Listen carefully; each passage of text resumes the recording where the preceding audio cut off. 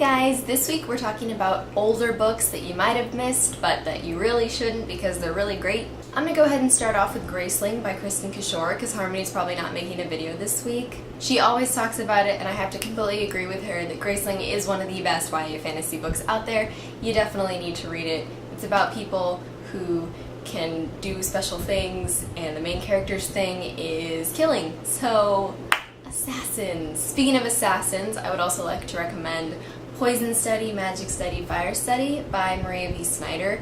These are 3 books in a trilogy and they are excellent. They're about a girl who is sentenced to death but instead is going to work as a poison tester for the leader of this, I don't know, community. Apparently a lot of people want to kill him. So she is trained in the art of poisons and that's the premise of the first book. The second book is not about poison so much, but anyway, those books are excellent. They kindled my love for Maria V. Snyder. Another older fantasy book is Dream Hunter by Elizabeth Knox. I know so many people that have not heard of this book, but it was my favorite in high school. There are 2 books in the series, and the second one is called Dream Quake, and you really have to read them both back to back because they're both just so suspenseful and they tie together so beautifully.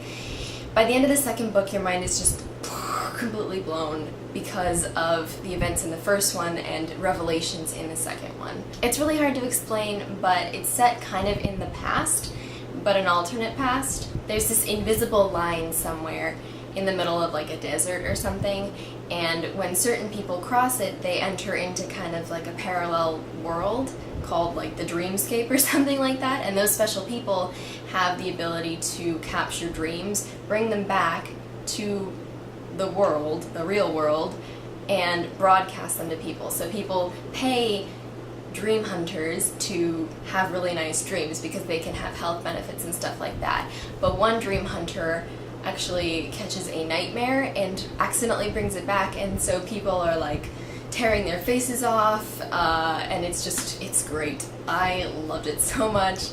If you like fantasy, that's definitely one of my tops. In terms of contemporary, you really can't go wrong with The Absolutely True Diary of a Part-Time Indian by Sherman Alexie. That one is really good.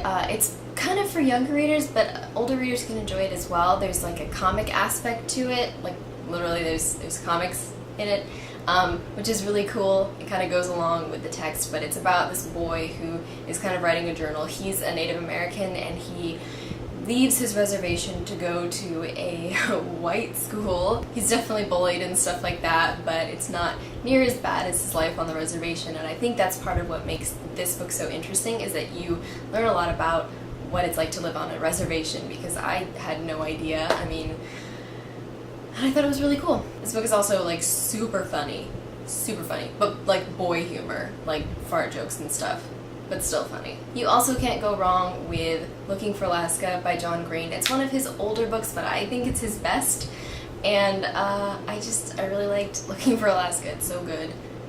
It's about a boarding school and a couple people in it and their adventures and their explorations of the meaning of life and how to get out of this labyrinth of suffering. Those are the ones that are just on the top of my head of older books that would be good, but I hope that if you haven't read any of those, that you do pick one up because they're so good. They're all-time favorites of mine, so yeah. I don't know about you, but I'm really looking forward to Audrey telling us all about Melina Marchetta on Friday, so I'll see you guys next Wednesday. Bye!